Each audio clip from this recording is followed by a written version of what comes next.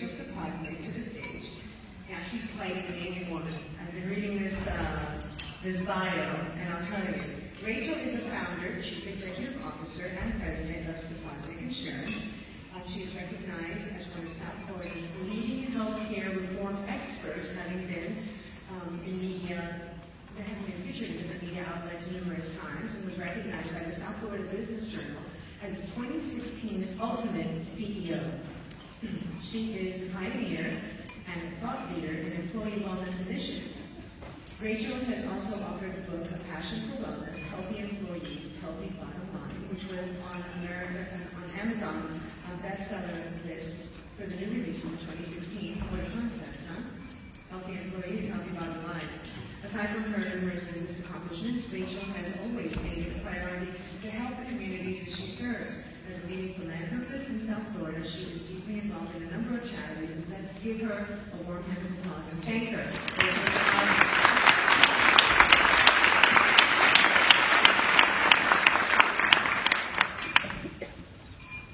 Good afternoon, everybody. Corey, thank you very much for the honor of being here. I am a native Floridian, so it's a great honor to be here to be participating in this incredible event.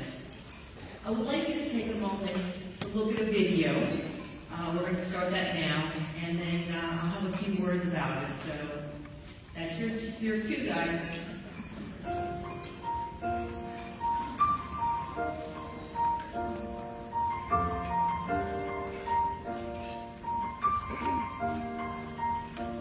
It's been a long day without you, my friend, and I'll tell you all about it when I see you again. We've come a long way from where we began. Oh, I'll tell you all about it when I see you again. When I see you again. Why'd you have to leave so soon? Why'd you have to go? Why'd you have to leave me when I needed you the most? 'Cause I don't really know how to tell you without feeling much worse. I know you're in a better place when time is coming.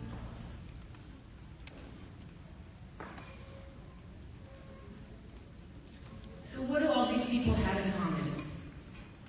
As you can see, the first many people were economically well taken care of.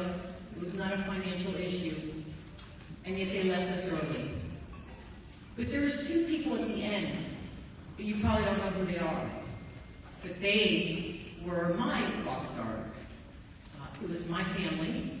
I was touched by heart attack this year by losing my very dear cousin, Dominique Martinez.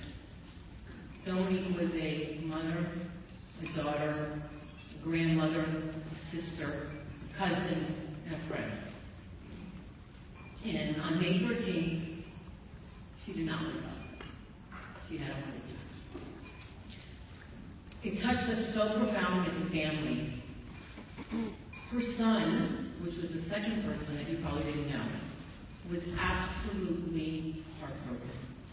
To lose his mother in that manner was beyond anything that he could handle. In October, he turned 40, and 3 days later, he had had his own heart attack. We believe as a family that he died of a broken heart. That's how important this is. That's how important we have to consider the education of heart disease and how we look and how we take the time to monitor that information that can help us. Now, we keep hearing these statistics. We hear it so much, almost ad nauseum, that they don't mean anything. Heart disease is the #1 killer. We know that. But what are we doing about it? Heart disease kills more women. Think about this. Heart disease kills more women than all the cancers combined, including breast cancer. Yet we ignore the symptoms. We ignore the signs. And while the video was very cute, that woman was looking and trying to take care of her family, but wasn't reading the signs for her own heart. And think of the impact on that family if she didn't make it.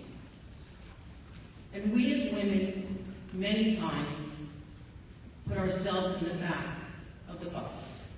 We put ourselves in the back of information because we're taking care of everybody. 1 in 3 of us are going to be affected. So if you take a look around this room and you think of that number, think of the impact. When I started my career 30 years ago, I started to realize that education was the absolute key to good health. And as I developed my agency to serve our community, to provide employee benefits for people, for staff, for workers, for mothers, for fathers, because that's what we're doing. We're providing benefits for their children. I started to understand that people really don't take the time to educate themselves. And what better place could we do it than at the workplace during the time that people were enrolling with their health insurance. I started to really understand that people many times wait till something happens to them, and they're actually reactive instead of proactive. So we started an initiative at my firm where we would come in to the employers, bring nurses, bring the doctors there, explain the signs to individuals. And there were many, many times where we actually were having biometric screenings done, where we would get called by the nurse or the doctor saying, we need an ambulance. The person's high blood pressure was so out of control that they needed to be admitted to the emergency room. And this happened more than once. So as we developed the idea of really educating employees, we started to realize that we could only provide biometric screenings at the employer. We had to have it consistently working. So we would bring in programs for stress. And as Corey mentioned, stress is a big killer. But we can take the time to educate people on what to do, such as mindfulness, as she mentioned before, and to bring that stress level down. We're always being told, know your numbers. Know your BMI number, know your heart rate number, know your blood pressure number, your cholesterol number. But do we really know that? Many of us know our phone number when we were 3 years, in 3rd grade, maybe in a past house, or many of us know every birthday of our friends, and many of us know numbers, passwords. But do you really know your BMI number? Do you really know your blood pressure or your cholesterol? And are you really taking control of that situation? I think sometimes we hear things so many times we start to tune out. And my goal here today is to have people start to tune in. Now, many of us are walking around with a machine that looks like this on their wrist, or they're wearing their Apple Watch, they're wearing their Fitbit. But do they really know why they're doing this, and what's the impact, and what can we do when we have this type of equipment on us? Well, I want to give you a little bit of history. In 1964, the Japanese were going to be hosting the Olympics. And they started to realize that their own population was starting to have a severe problem with heart disease and obesity. At that very moment in time, because the universe collided, pedometers were invented. And the Japanese decided that they were going to use these pedometers. Now, they weren't on their wrist, they were wrapped around their chest. And they started to make it a cultural decision to get their entire country healthy. And they started to look at what would it take to get our country healthy.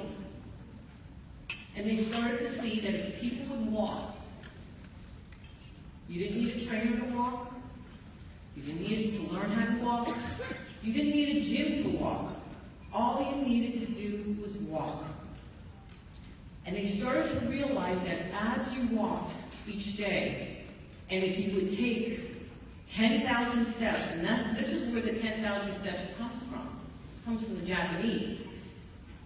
They even coined a name for it, which is Manpan-kai. Manpan-kai in Japanese is 10,000 steps. Today, fast forward, the Japanese is one of the healthiest communities in our world.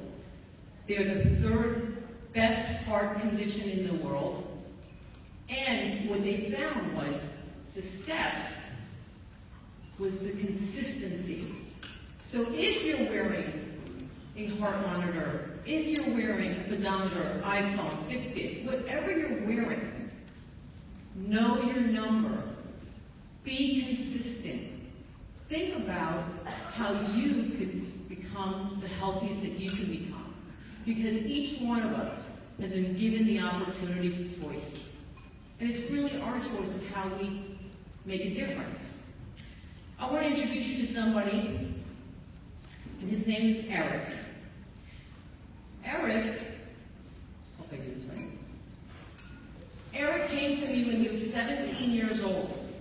I got a call from a friend of mine, and she said, my son has a friend, he's depressed, he needs to get a job, can you help him? I said, sure, have him come to my office. And Eric came to my office weighing over 250 pounds, and he became our IT guru. Over the years, we tried to help him lose weight. We would have him go to the gym. But he wasn't committed yet. He wasn't ready to do it yet. In September, Eric decided that this was it. He had had a long-standing relationship. His girlfriend broke up with him, and he said he was going to make a difference in his life. And he took on the idea of losing weight. Eric was a diabetic. Eric had high blood pressure. Eric had his triglycerides off the charts, and the doctor said to him, "You're going to suffer from heart disease." He took that to heart, and Eric went on the journey. And he went on that journey to make a difference and to choose to get healthy.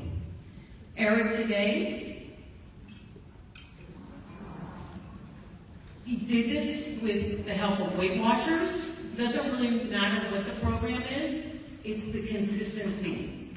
Eric today is now off his diabetic medication. Eric is off his high blood pressure medication. His cholesterol and his triglycerides are all in the normal range.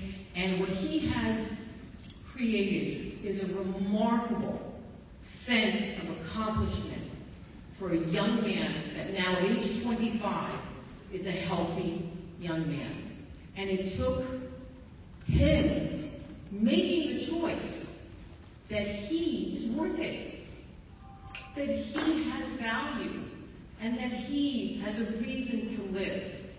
And that's what we all have to take a look at. Over the years, I thought about what it is that makes people make a change. And after losing my cousin, it came very clear to me that people often want gifts. And they look at gifts and they treasure gifts. But really, what is more important than you? How do you impact people's lives?